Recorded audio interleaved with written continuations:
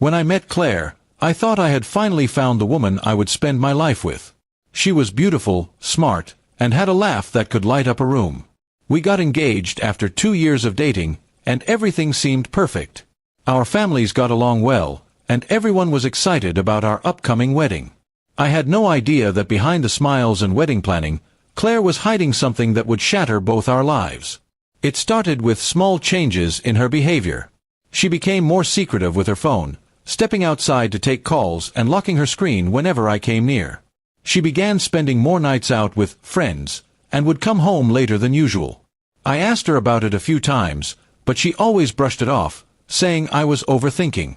I wanted to trust her, so I let it go, until the truth came out in the worst way possible. One Saturday morning, I got a call from her brother. His voice was shaky, and he asked if I was sitting down. He told me that Claire had been having an affair with his best friend, Mark, who happened to be married with 2 kids. My stomach dropped. I couldn't believe it.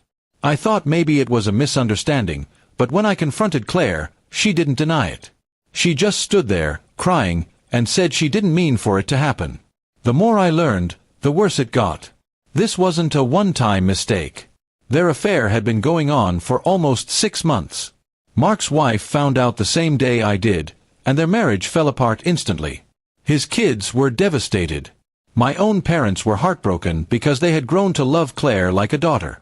In one moment, 2 families were completely destroyed. Claire begged me to forgive her.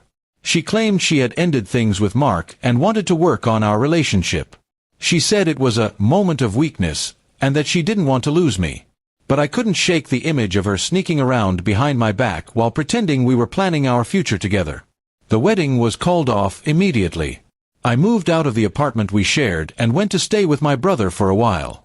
I cut all contact with her, even though she kept sending long messages about how she was sorry and wanted to make things right. My friends told me I was doing the right thing, but some people, mainly her side of the family, said I should give her a second chance. It was hard to hear them say I was throwing away what we had. To me, what we had was already gone. Trust, once broken like that, can't just be glued back together. Every time I thought about her with Mark, I felt sick. I couldn't imagine ever being able to look at her the same way again, let alone marry her. Her mother even showed up at my workplace one afternoon, crying and saying Claire was depressed and couldn't eat or sleep. She begged me to at least talk to her. I told her I was sorry for what her daughter was going through, but I wasn't going to put myself back into a relationship where betrayal was already proven. Weeks passed, and the gossip spread in both our families. I became the cold one who wouldn't forgive, while Claire played the role of the heartbroken fiancé who made a mistake. But I knew the truth. This wasn't just a small slip-up, it was a long, deliberate choice. Mark ended up moving away after his divorce, and Claire kept working at the same job.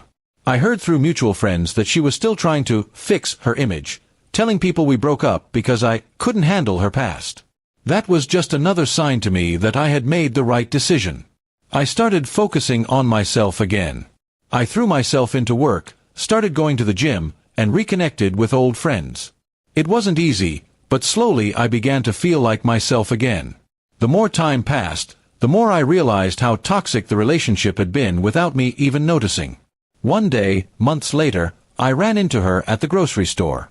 She smiled like nothing had happened and asked how I was. I gave her a polite answer, but I didn't stick around for small talk. Walking away from her felt like closing the last chapter of a book I should have put down a long time ago. In the end, I don't think I was wrong for not taking her back. She made her choice, and I made mine. I wasn't going to let her betrayal define the rest of my life. If refusing to be with someone who destroyed 2 families makes me the bad guy, then so be it. What she did left scars, but it also taught me something valuable. Love without trust is just a ticking time bomb. And I refuse to live waiting for it to explode again.